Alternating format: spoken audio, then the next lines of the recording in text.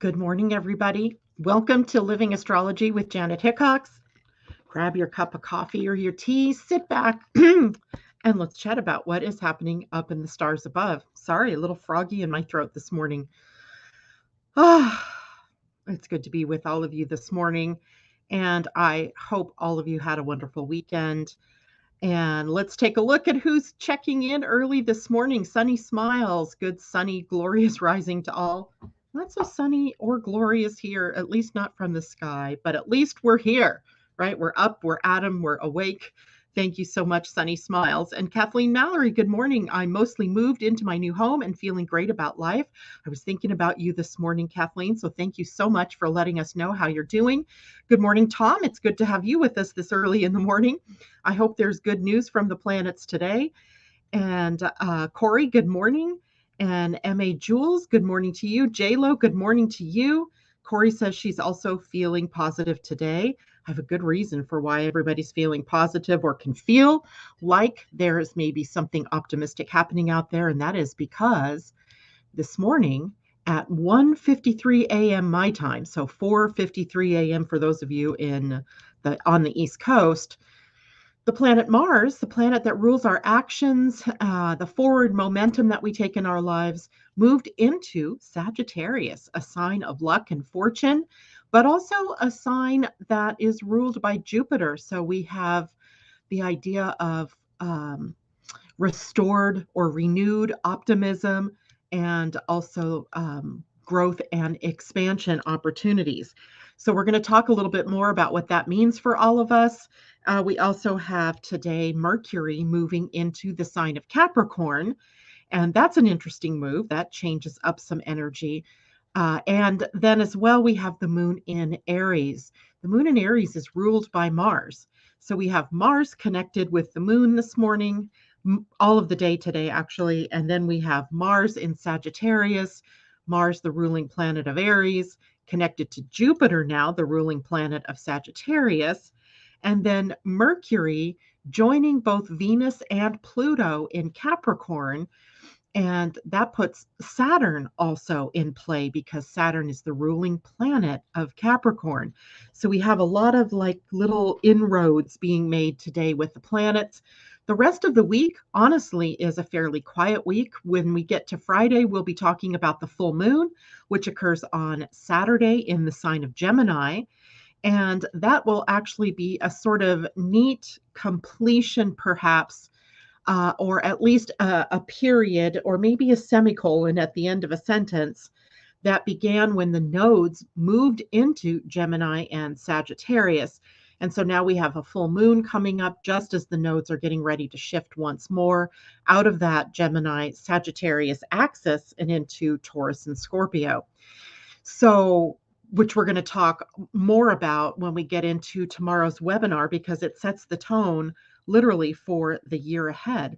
So, by the way, let's talk about the Astrology of 2022 webinar tomorrow at 12 noon here on the West Coast, 3 p.m. for those of you on the East Coast. And I think that makes it 7 p.m. for those of you in Europe, or at least in the UTC time zone. If you have not yet purchased your ticket, you can go to my website, www.living-astrology.com, get your ticket. Even if you cannot attend live, you will get the recording of the webinar as well as the bonuses that are tied to the webinar. So let's get that done. You can actually reserve your seat up until about 11 o'clock tomorrow morning, but just an hour before the webinar begins. But why wait? Do it today, right? Okay, so let's take a look at what is happening with the moon today. The moon in Aries, ruled by Mars. We already kind of said that.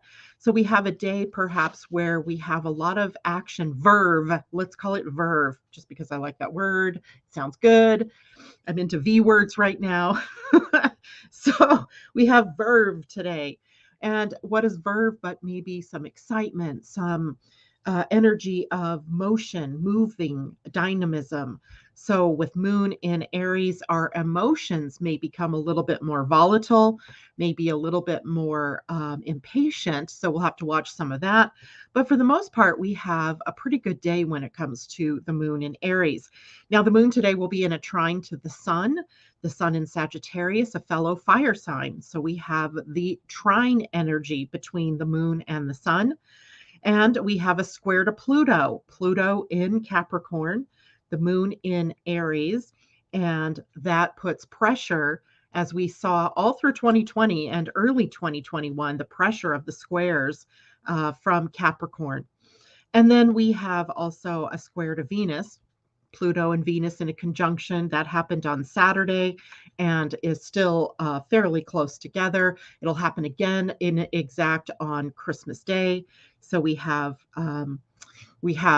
some changes going on there with our relationships and perhaps with how we work with one another out in the world. We also have a sextile to Jupiter today from the moon. So we have mostly good contacts from the moon today with a couple of challenging aspects that might stir the pot, particularly if you get emotional about something that's going on within your relationships. Now, that's not just your like one-on-one personal relationships, but your relationship to things in your life, to the people in your life that you work with, the people that you live with, the people in your community, the people that you hang around with, so your friends and your associates. So all of this can be affecting the people that you are around today. Now, when we look in the human design, because we are talking astro design here, so we're talking astrology and human design and the gene keys, we're looking at Jupiter. We're looking at the moon sitting in the gate 51, the gate of shock or awakening. If we want to mellow it out, it comes down to awakening. If we see it for sometimes what it is, a shock, then what we're prepared for today is something that has an awakening effect on us.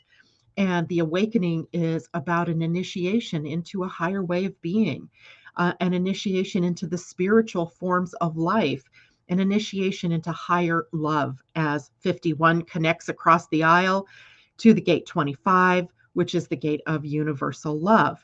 And what that does is takes in our human design, that channel, the 51 to the 25, takes and seals the breach between the two parts of our heart, right? The part of our heart that's the center of our being and who we are, and the other part of the heart that is the home of the ego. So we have the ability perhaps today to seal the breach in some way, to bring those two pieces together. Especially if you have the 25 in your chart natally. We all have the 25, by the way, so nobody's missing anything. But if you have it open, then there may be a person in your life today that comes in that helps you to see yourself in more loving terms or see the world more lovingly. If you have the 25 defined, but the 51 is open, meaning the 25 hangs, then today the moon is going to complete that channel with the 25, and you end up with an awakening of some sorts as well, but it might be through a shock or something that someone says that wakes you up, or some kind of revelation. So in the mainstream, this is a good energy, but it's sometimes, depending on how your own chart is set up, depending on what is going on in the astrology part of your chart, it can be a little disconcerting. But again, this is energy that's designed to wake us up, to move us more to becoming one within ourselves, but also one within the society that we live in. Later in the day, the moon will move to the gate 42. I love this one in human design because we call it the gate of celebration. And it is also called the gate of increase. It is a gate where we really learn the rules about what goes around comes around. So what are we putting out is what we're getting back. And it tells us then that if you don't like what you see in the outer world, or you don't like what is happening to you or with your family or in your life, then maybe you need to change how you're giving of yourself in the world. So that happens a little bit later on in the day today. Now, Aries energy is really about boldness, right? It's a fire sign. It's a fire sign, and that means there's initiative, there's initiation energy, there is the potential for passion, and that passion moving outward, right? This isn't moving inward necessarily. It's meant to move outward. If it's moving inward, it can become a little more difficult. But if we're moving the energy outward, right, we're extending ourselves outward in this case boldly with perhaps a new beginning, right? A new beginning of something, or an initiating experience, something that happens that wakes you up, something that happens that opens a pathway, a doorway, or a door or a window, kind of like an eclipse might. But this is a different one. This is about approaching life, perhaps in a new way, approaching your relationships in a new way, approaching the things you do or what you do, how you do what you do in a new way. So taking bold steps, right? Aries energy is bold. This is a sign that rules the self. And because the moon is what's here, there could be a lot of emotions caught up in the physical body that can lead to issues around survival, right? If you are in your physical body, if you're holding on to fear somewhere, the fear that you won't survive something, or the fear that you can't do something, or that you're not enough, or that you'll fail, or any number of the worries or fears that can come up, the body is showing you where that's located. Sometimes we're feeling it in our stomach. Sometimes we're feeling it in our spines, right? Our spines get keyed up, or tension in our shoulders, in our neck muscles. And because it's the sign of Aries and it rules the physical body, the actual part of the body is the head, right? So the brain, the head, headaches, the eyes. So everything to do with the face, everything to do with the brain in terms of dizziness, or the headachy, or the brain fog, or your brain catching fire, right, and taking you somewhere new. So your body showing you where you might have some issues that you need to take care of, or where you need to become more assertive, more able to push yourself. Push is a tricky word, so be careful with that one. To put yourself out into the world in alignment with your passions and with what you want to do, who you want to be. There's also an innocence around Aries energy. It is the first sign of the zodiac. It's youthful. It's youthful and so forth, and it is innocent. There's an authenticity in Aries energy when we are expressing our youthful exuberance, when we choose to connect to the child within, the excitement of the child within, the curiosity of the child within, the ability of the child within to try new things, right? To do something that is perhaps innovative, something that's not tried and true, but something that's new and maybe just a tad bit risky, right? Putting yourself out there in a new way. There is impulsiveness here. This is impulsive energy. Now, I'm not a fan of impulsive energy, right? That to me sounds a lot like reaction. But when we're in response, when we're doing things that are in response to opportunities that are showing up in our outer world, then we have the path of action as opposed to just that impulsive nature. So it can serve us or it can undermine us depending on how we choose to use it. And it's not just you all that I'm, thinking about as well. I mean, I'm thinking about the people out there who don't have a clue about astrology. Now, it's interesting how much more of the world is becoming more aware and more interested in astrology. This is totally an aside, but I had a lot of charts to do this weekend, and I was noticing the birth dates were all in the early 2000s. So we're talking 17, 18, 19, 20-year olds, right, that are getting really fascinated by astrology. And it's amazing to me because just maybe 5 years ago, it was the people that were in the 80s. The 90s are also being represented right now. So it's amazing to me how across the demographics of age, there's this wide interest in astrology. And I wonder if that isn't because of the need to find answers about what the craziness of our lives is all about. Some of you who follow my own personal Facebook might have seen that I posted this weekend about Isaiah Taylor, one of my son Brian, who passed away in July, one of his best friends, whom I last saw at Brian's celebration of life, passed away on Friday, unexpectedly, tragically. I don't know what that means. I don't know if it was a suicide, an accident, a drug overdose. I'm kind of left floundering because I don't know exactly what it was that took his life, but it doesn't matter, right? It's those kinds of things that come in and cause us to that shock, right? That causes that reaction. And it was a tough one for all of us in my family because we're still dealing with Brian's death. So we had a tough day. It was a tough day. And I'm wondering if a lot of the younger people, the people that were born in the 90s, the people that were born in the early 2000s are feeling the crunch, right, of the weight of the things that have been happening in our world, the weight of the things that are happening to their friends and to their families at this particular point in our evolution. So we have then a day like today that comes along where maybe we're searching, we're hunting for those answers.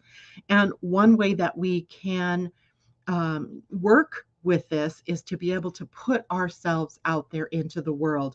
And when we have the moon in Aries, we have all of the beautiful self energies, right?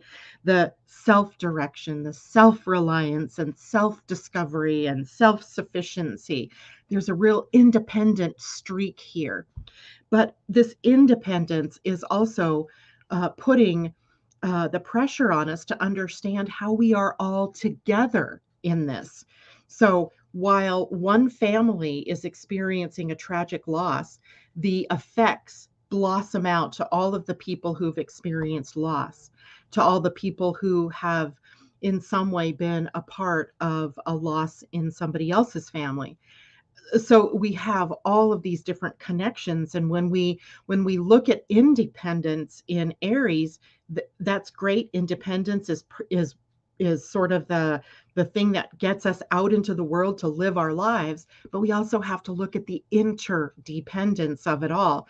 And remember, right now Chiron is also in Aries, and that means that yesterday the moon in Aries moved across Chiron and triggered that how we are all connected, how the interdependence of us all.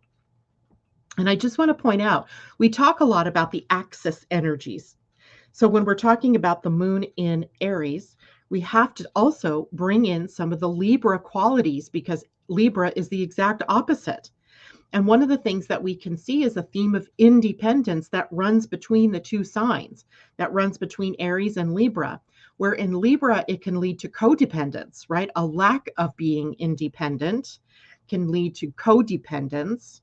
And in Aries, on the one hand, independence can lead to that feeling of I'm an island and I have to take care of myself and there's nobody I can get help from, and becoming insulated from your fellow human beings. An axis, right? We can see it in play, and I love it when we have opportunities like that to be able to see that. The warrior nature comes up with Aries. Mars rules it. Mars is the warrior, right? The archetype of the masculine warrior is what Mars represents. And in that, we have courage, we have leadership, we have strength, we have the potential for competition, we have the explorer energy. We're going to see that more palpably in the next few weeks as Mars, now in Sagittarius, also starts to trigger the explorer adventurer motif in Sagittarius. Fire signs, right? They hold this energy of moving beyond, initiating, starting something new, exploring, adventuring, moving beyond the limits that we've found ourselves in. So we also have, when we talk about any sign, the possibility of the more negative side of the sign, self-absorption for Aries energy, where we can get into selfishness as opposed to self-centeredness, where we're self-centered and we are able then to give to others from our strength. Selfishness is drawing energy away from other people for your personal strength. So we have a huge difference between those two words, even though we use them a lot in our conversations in the same way. So I want everybody to understand being self-centered is the right road for this energy. Being selfish is not, right? Self-centered says I'm strengthening myself. I'm bringing myself leadership energy. I'm imbuing myself with strength or courage, bravery, an adventuresome spirit, so that I am then available to give to others, to help strengthen others, to help give to others. Where the other side, the selfish side, is I'm going to steal your fire, right? I'm going to steal your fire, and then I'm going to use it for my own selfish means or my own maybe vain reasons. So big difference, right? Big difference. Anger. Another possibility of the negative expression here, the volatile type of anger, the impulsive energy, right? Where you piss me off and I reach out and I slap you one or I punch you one. Not good energy that way, right? So we want to make sure that we're always breathing. We're taking a breath, calming ourselves before we respond, right? We don't want to react, we want to respond. And impatience, also a big, huge issue with a lot of fire energy popping up in our fields. And I already said in the body, we're ruling the eyes. The moon rules the eyes here with Aries energy, headaches, the brain, the scalp, the face, and everything that goes on that's possible with the brain fog, dizziness, and even, some of the harder brain diseases if Aries is really upset in someone's chart. The correlation is there, not the actual reason why something is happening. Okay, so any questions? Let me go back a little bit and say good morning to people that I missed earlier. Good morning, Michelle Gay. Good. It's good to see you. Pauline Solia, good morning. Sun in Sag, Moon in Cap, natally. Aha. So we have the Sun in Sag now. Now we have Mars in Sag. So we have some powerful fire energy erupting, if you will, out there in our fields. So the potential for some really cool stuff if you can harness it and use it for your good. Let's see here. What else is going on? Pia and Cullen soon. Yep, on Friday, we'll have Pia and Cullen with us. And let's see, Christine Buckingham, good morning to you. Kathleen Mallory says, my natal moon is in Aries. So you've had a moon return, if you will. We all have a moon return once a month, right? And that's a time when the moon in transit comes back to where you have the moon located. It gives you a bump in your emotional energy. It can also bring up the next emotional thing that you need to work through. It can also be a timing aspect, right? A timing for a new beginning for you. Carol Grogine, good morning. She says, OMG, what happened this weekend? I had the most unreal dreams and visits and experiences. That would likely be because of Venus conjunct Pluto in Capricorn. And we also had the moon in Pisces on Friday and Saturday. So the moon in Pisces ruling the dreams and the imaginal realm, the astro realm. Debbie Tibbetts Tumio, good morning. Ursula, good to see you and have you with us. Carol, wow, yes, 2 nights of dreams are in a spiritual retreat, one in a spiritual retreat and one council of monks for initiation another night. Suffice to say, I woke up twice with light emanating from me. I was super freaked out. I love that though, Carol, that's great. And very dizzy last night, likely the changing of the energy from one sign to another. The the sort of parade of signs, right? The moon leaving Pisces and moving into Aries can, any planets moving signs, changing signs can leave us with the feeling of, the dropping off the cliff or the rug being pulled out from underneath us. And today, on top of that, we have Mercury and Mars both changing signs. So we had the moon yesterday changing signs. Now we have Mercury. We already have Mars that's moved into Sagittarius early this morning. A little bit later this morning, Mercury moving into Capricorn. And then toward the end of the month, Jupiter, the largest planet in our solar system, changing signs, moving out of the sign of Aquarius, where he's been for, gosh, off and on now for just about a year, and into the sign of Pisces. So we have big movement going on, leading us in a direction. And we're going to talk a bit about what each of those two planets, Mercury and Mars, changing signs has to do with how we're feeling today. Sylvester, Grand Rising, great to see you, sending love and positive vibes. So my Mercury is in Capricorn. I want you all to have a wonderful day. Wonderful. So you're having a Mercury return, which we all do, because wherever Mercury is in your personal chart, usually with one time a year, you're going to have Mercury coming back and starting a new round of mind and communication work with you based on the sign that your own natal Mercury is in. So this is always happening in our charts. It's good to know, right, that you're starting something new. So when we talk about what Mercury and Capricorn is about, maybe you'll have some understanding about what more is possible for you for these next few weeks. Kathleen Mallory says, sounds amazing, Carol. I think so too. Christine Buckingham, oh, that's just tragic. Condolences. I just want to know what is going on. Both boys, 29 years old at their death. What is it, right? What is going on? I don't know. I mean, I'm sure. I mean, we are sort of, we hear about death all the time, especially with COVID over the last, months and years, couple of years now. And, we're used to death. Our elders were, we're prepared for our parents to pass. We're prepared for our older siblings, perhaps, or, those kinds of things we're prepared for. What I think really is striking about what's going on right now is the youth leaving the planet. I feel like that scene in MIB, Men in Black, where they're all asking themselves, why is everybody leaving? What do they know that we don't know? I kind of feel like that. I mean, is there something that's going on that somehow I haven't been privy to that I should know about? Because it just seems like so much is going on in that respect. And it boggles the mind, which tells us one thing: we have to get out of our minds. We cannot be there. We can be in our hearts. We can be in our souls. But I wish I had those answers. I wish I knew what to say to people at this point with that number of things going on. I wish I knew what to say to my own family who's devastated that there's another loss. It's just, it's remarkable. But also, we must have known that when we came to this planet. I just don't know why I would have chosen this, but oh, okay. J-Lo, yes, it took a long time for this Libra moon to control her hands with outsiders. Awesome, but you learned that lesson.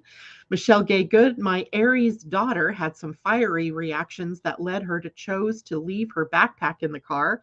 We'll see how that works for her at school today. I don't want to be the one picking her up. But again, this is a part of her gaining responsibility, right? We all have to be able to learn to be responsible. Sunny smiles. Kathleen, congratulations for being in a new home. I can't wait until I can be in the same position. J-Lo has Chiron at 24 degrees in the 11th in Aries with Jupiter 8 degrees there. I went to bed after 4 a.m. I woke up at 4 a.m. and then didn't go back to sleep. Debbie Tippett's 2-meal. Friday was weird. My son was very grouchy, took it out on me. I lost a diamond earring in those horrible tornadoes, wild energy, and lots of dreaming. It is crazy. It is crazy right now. And I can't remember what sign Arthur is, but maybe he was being triggered by something in his own chart. And Pauline says, yes, some are leaving for the new earth.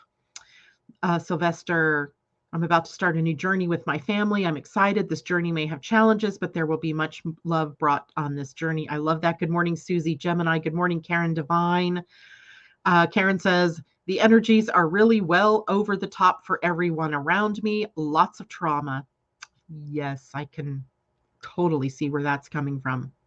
So I wish I had a plan for how we live with trauma. I think it's not something that we can plan for.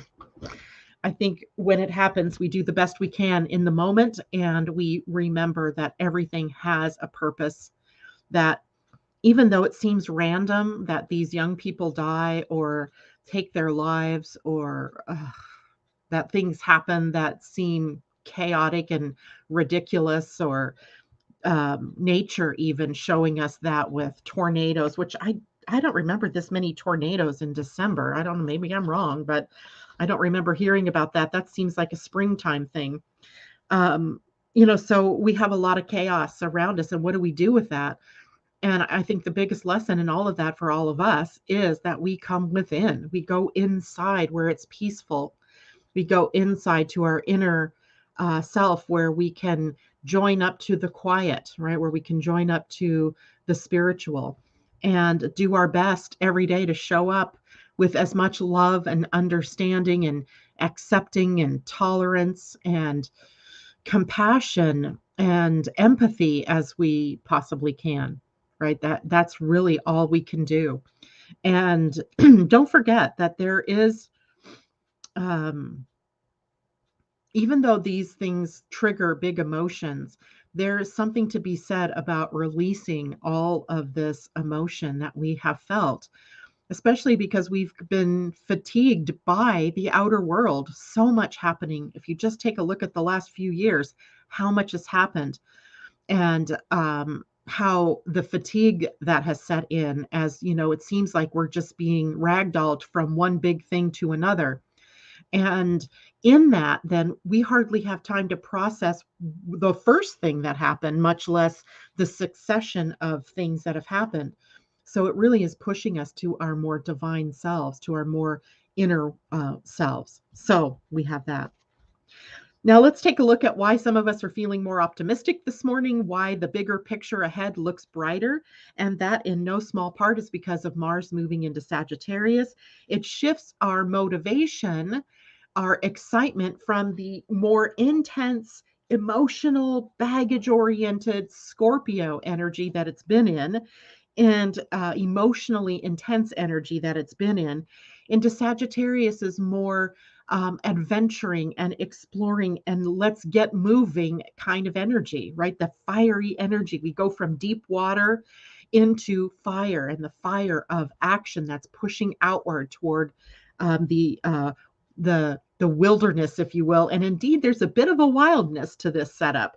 It stimulates the wild child, if you will, within each one of us, or the part of us the part of us that hasn't been given the ability to play the wild card, right? So looking at the next 6 weeks from December 13th to January 24th, when Mars will move out of Sag and into Capricorn, we have this little bit of a wildness that's coming up, and it needs to be greeted. It needs to be made comfortable in the archetype of who you are. And partly, I mean, like, I'm going to do that when I go to Disneyland. I'm going to be like a child, like a kid, and I'm going to relive all my childhood memories of Disney. I'm going to have a great time. I'm going to live it through my grandchildren's eyes. I'm going to live it through my children's eyes.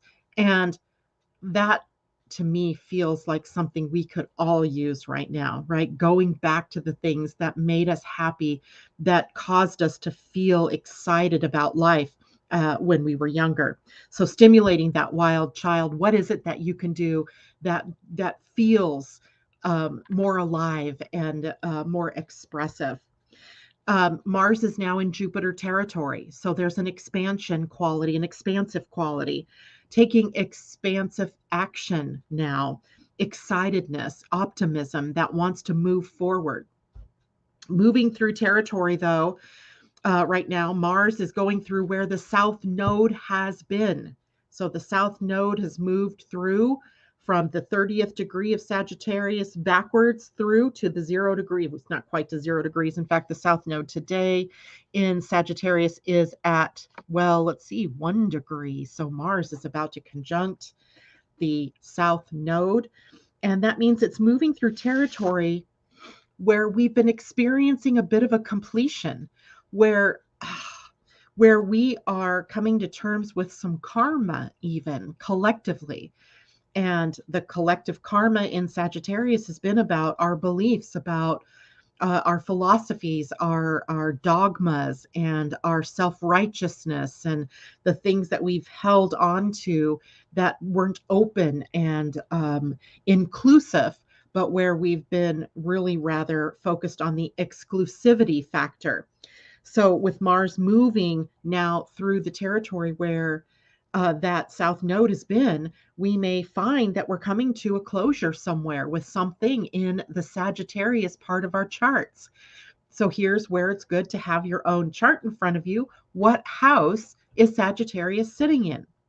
It's going to tell you where things are coming to maybe that completion or that closure of whatever Sagittarian issues had been being brought up for you over the last 18 to 20 months.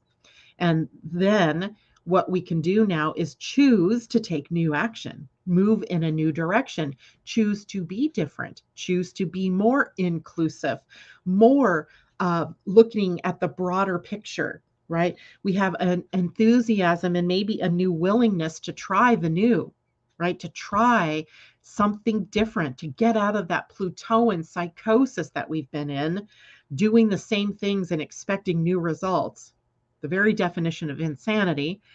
And we can try something new. We can try an innovative approach. Susie Gemini says this is happening in her third house. So this is a mind function for you, Miss Susie.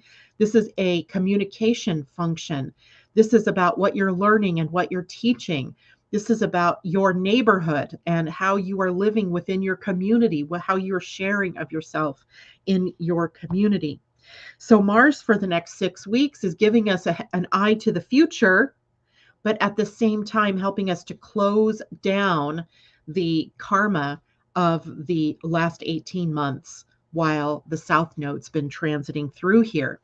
Now, remember, if the South Node is transiting through Sagittarius, the North Node is completing its transit through Gemini as an axis, right? So that means today, the North Node, what we're learning, what direction we're going in, which was, remember, the energy of possibilities, of curiosity, of ideas unbound. Let's throw them all out there and see what sticks, what more is possible, right? That's what the Gemini North Node was taking us. If we jump out of our dogmas, we jump out of our self-righteousness, we jump out of our ingrained philosophies, then we can see what more is possible if we open up our minds, we open up our hearts, we open up our emotions. And that's been the biggest lessons, right? So we have that also being triggered today and tomorrow and probably the next day as well. And I think that's a really good aspect to have, right? That we're looking at something that's brighter than where we've been. But in that, we also have to be able to square with what has been, right? We can't just like sweep it under the rug and move on. We have to be able to square with it, to complete with it, to take responsibility for what it has brought, what it has been, and move on, right? Move on. Ursula, fourth house Sagittarius. Oh my gosh. Well, you're dealing with family issues there, right? Traditions, families, roots, having to look at the consequences of your lineage, right? The consequences of the lineage, taking responsibility for your part that you've played in that lineage, but then also the most beautiful part of this is the choice of what comes next, right? I can't change the past. I can't change other people's minds about the past, but I can change me, right? I can move on. I can live from the heart. I can let my heart lead. So there's the fourth house there. Thank you, J-Lo, for that reminder. Please, if you're sitting there in YouTube this morning and you are liking the video, please hit the thumbs up button. Please subscribe if you haven't done that yet, and also hit the share, right? The little arrow, share this with your friends, your family, your networks. If you are in Facebook listening to me this morning, please hit the like button, and the same thing, you can share. You can share the broadcast during the broadcast, but you can also do it afterwards, share it with your friends. Thank you very much for that reminder, J-Lo. Let's see, Amanda J, does Mars changing signs cause accidents and disruption? It can. It can absolutely do that. I'll tell you why, because Mars holds a lot of that pushing out energy. He's a warrior, right? So he's got a lot of dynamic motion energy, assertion, and sometimes even aggression. And Mars in Aries, but also Aries energy, but also Mars on his own, rules metal. And what's metal are cars, right? What's metal? Knives. What's metal? Guns. So the fact that we might even have accidents with knives or guns or cars is high if we're not grounded and paying attention, right? So we have that to watch out for. Tripping over things, right? That your eyes focus too far out in front of you. You don't see the box that's right at your feet and you trip over it. Also a part of that. So there is that potential, but it doesn't have to be that way, right? It does not have to be that way. Would it sound weird? Seventh house Sagittarius with the spiritual 10th house of evolution Sagittarius. Wait, seventh house Sag with a spiritual 10th house evolution Sag. I'm not sure what you mean by that, but no, that doesn't sound weird. It sounds like maybe a part of your evolution has to do with learning about how to be in relationships, how to use the mirror of the seventh house to personally evolve, right? Remember, the seventh house is our relationships, our closest relationships, but it also acts as a mirror to the first house of you. So what you see when you look at who you are in relationship with is the mirror of your own self, right? The mirror. And what do I see in the mirror? I might see judgment. I might see irritation with that person. I might see all kinds of more negative aspects, but I can't blame, shame, or make that person responsible for it. That means I need to look at me and where am I holding that? And what is that mirror trying to help me work through in my own life? So our relationships are often, thanks, JLo. Our relationships are often the mirror to the things that we need to work on, or they're the mirror to the awesomeness that you are, right? When you look at someone and you're like, God, I'm so in love with you. You're so awesome. I love what you do. I love what you say. It's a mirror of you as well, right? So you could stand in the mirror. I love you. I love what you say. I love what you do, because that's what you're seeing. It's pretty funny to look at it that way. But thank you, JLo, for sending me a picture of what you mean. Eighth house Sagittarius. So there's the eighth house has a lot to do with our taboos, things we don't talk about, the things that we sweep under the rug that we just, don't want to look at. It's also a house of death and rebirth. So we have the whole opportunity to transform something here. So transforming your beliefs, transforming your sacred cows, if you will. Maybe taking a moral high ground, a higher perspective philosophy where I can stand up here like the eagle at the top of a tree and see from a broader perspective what's going on, instead of my more limited human self that I only can see with my eyes and refuse to sense with every other sense what's going on around me. So it's an invitation to expand your awareness, your consciousness, and to transform any places where you've gotten caught up or stuck in old dogmas, old patterns, old beliefs, or old philosophies, or where you hold judgments on philosophies or beliefs that other people have, right? That's also a part of that. Good morning, Kamal. It's good to have you with us this morning. Okay, so looking to see if I missed any other comments. Let's talk about Mercury into Capricorn, because Mercury is an inner planet. Mars is as well. Mars is an inner planet. He guides our actions, our personal actions, right? So we can see that. Mercury rules our minds and our communication. And also the restlessness that we have, where we can take action, not necessarily in a positive way sometimes, but certainly where we can take sometimes acting on our thoughts preemptively without really considering the impact. But now, as Mercury's moving out of the sign of Sagittarius and into the sign, Sagittarius and Mercury go hand in hand, right? There's a lot of quick thinking, and the planet Mercury, it really enjoys more of a Sagittarius flair because of the nature of the action that Mercury can take. That restless energy finds an outlet through, maybe looking at philosophies, reading books, or expanding its knowledge base. But now when Mercury gets to Capricorn, it takes on a whole different view, right? The view in Capricorn is about the practical working mind, right? We go into an earth sign from fire. So we go from the fire of Sagittarius to the earth of Capricorn. And maybe that means that now we have from December 13th to January 1st, where Mercury supports our planning for what comes next, right? What's the plan for 2022? It's funny because my mind had naturally been going there, but I've got so many other things going on. I haven't had time to really sit and consider, well, what do I want to do next? Do I want to continue doing what I'm doing, or do I want to go in a new direction? So we have that opportunity now for these next few weeks to be able to get the practical, the down to earth, the setting of goals, of long range goals, right? Capricorn looks at the long range. Mercury is now going to be in Saturn's territory, and Saturn looks at the long view, takes the long view.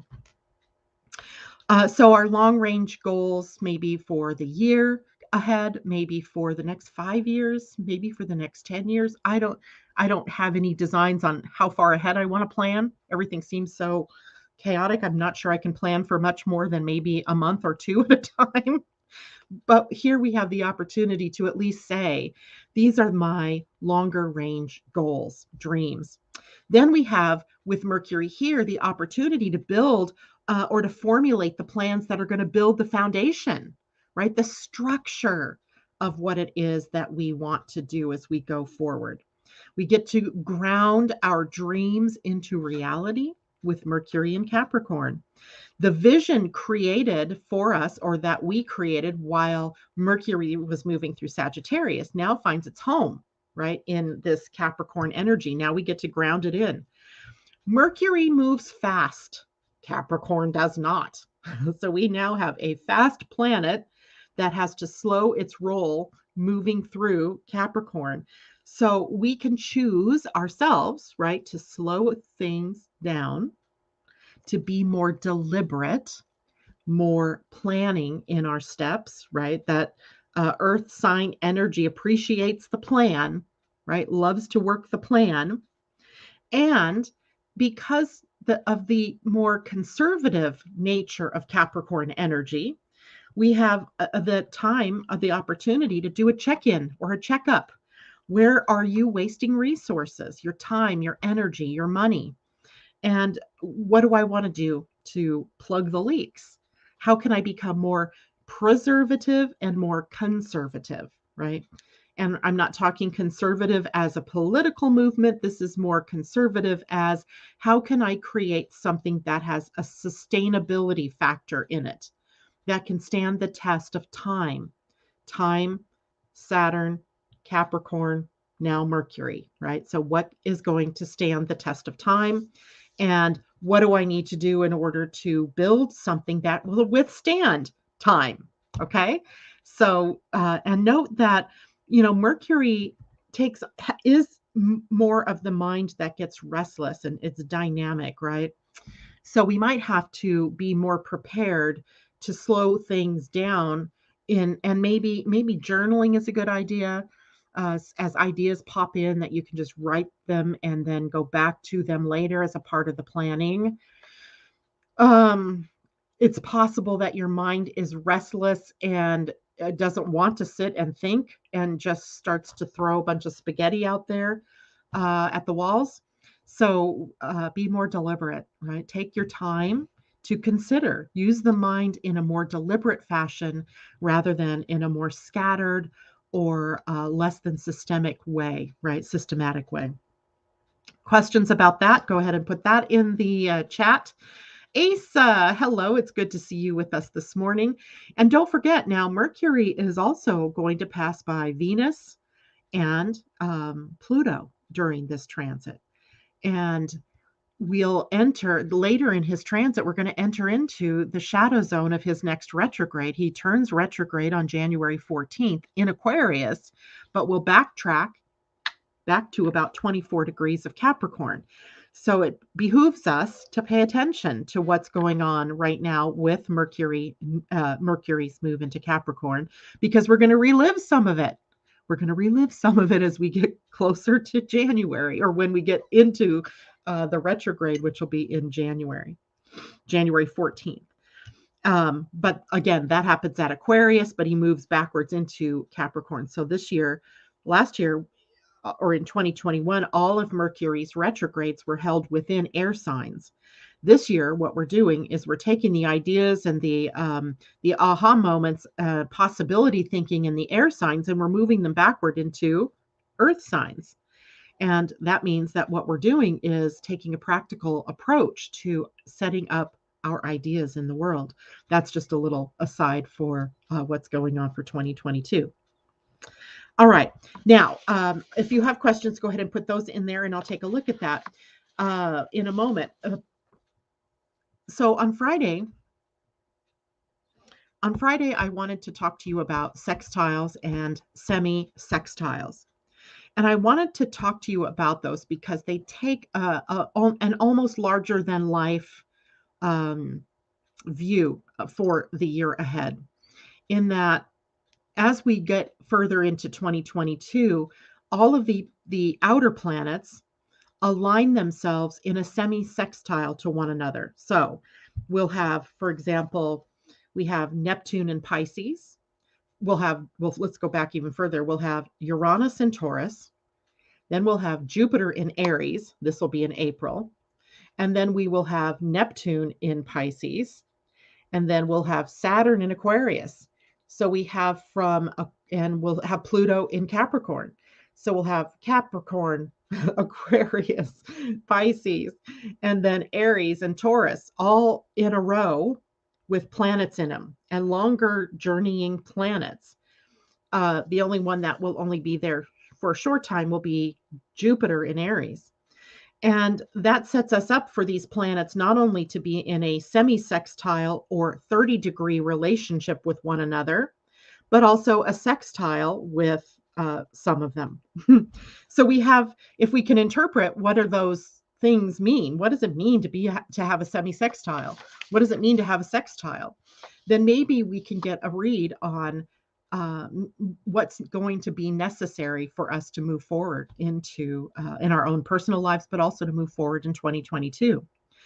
So the semi-sextile, and here's the symbol of the semi-sextile, if you can see that. It looks like a K laying on its back.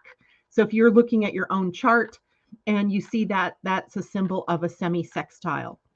And what it means is that planets are in neighboring signs.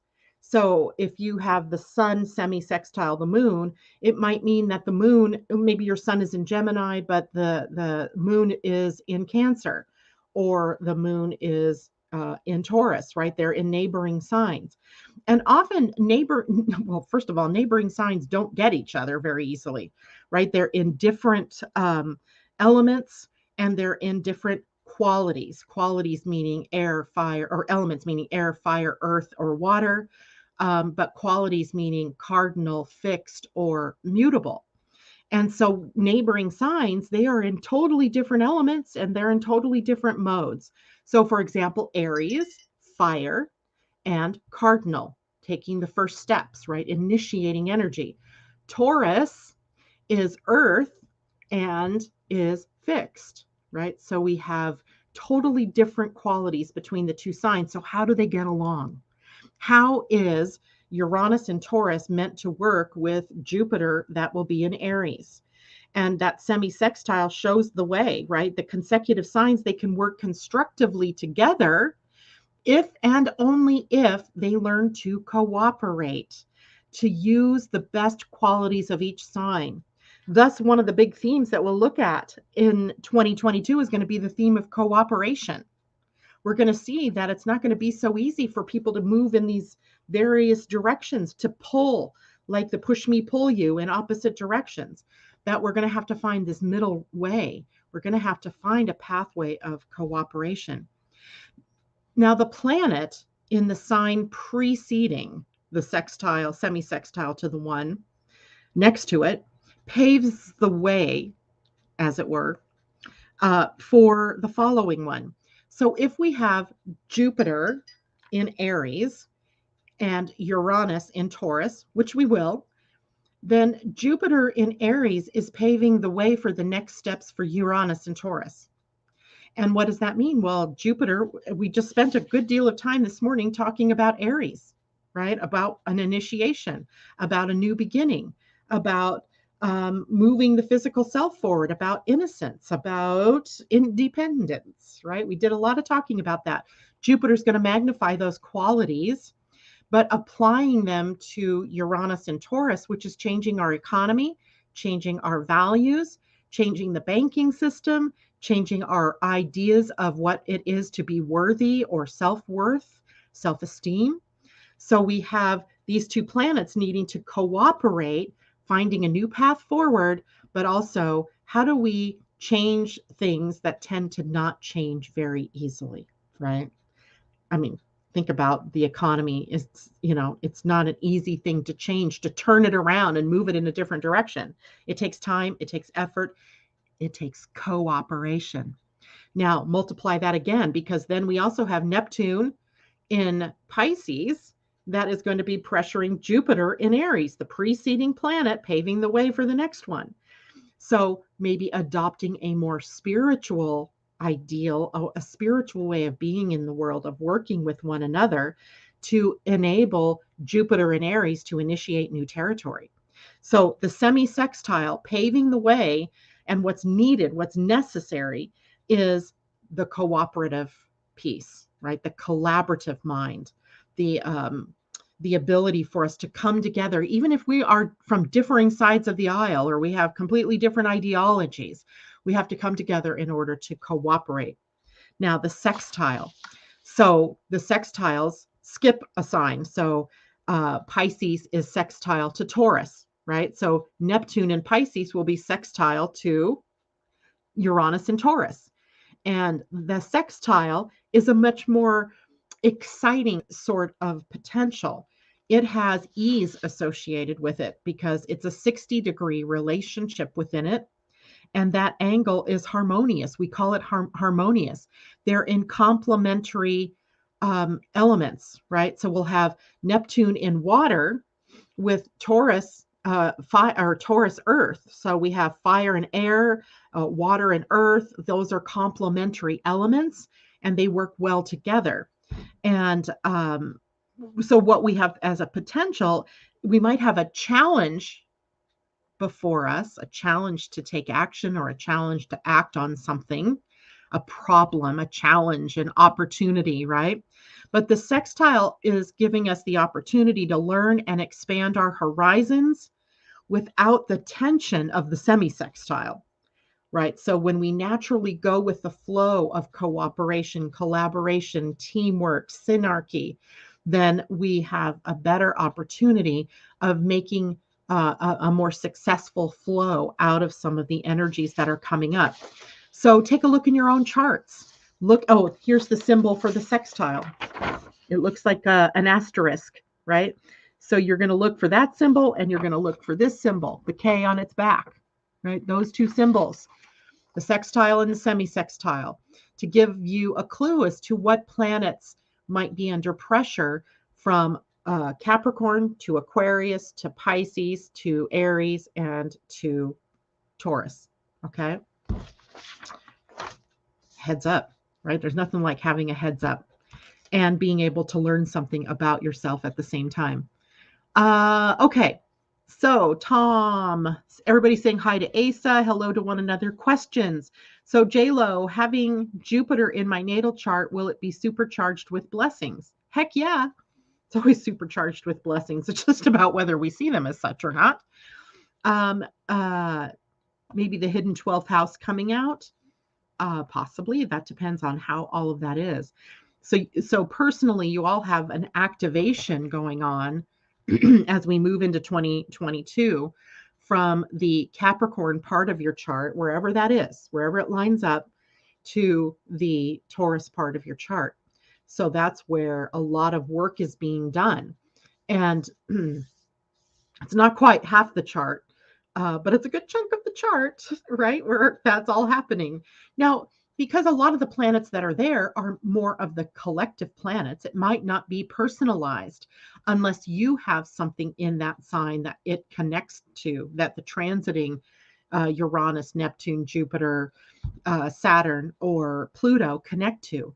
That's hard to tell, except by having your own personalized Astrology of 2022 reading, which is offered right now at a discount of $89. Um, so you can certainly get to that. It's also on my website on the homepage right after the webinar. Holy cow. All right. I think I'm done talking for today. So let's pull a card. Right? Let's pull a card that is going to give, I'm going to do an animal card because you know me, I love animal cards.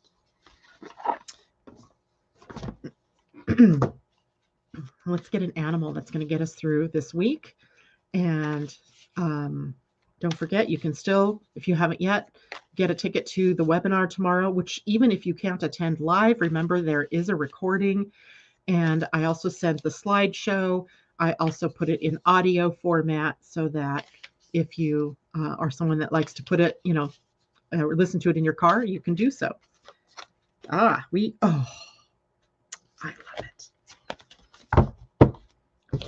The dove, be at peace, or be peace, be peace, be it, be peace. That is card number 21, which is a 3. Lovely, lovely card. Lovely. Let's see. I don't think we've ever had this one for as many times as I've pulled cards here. Be peace.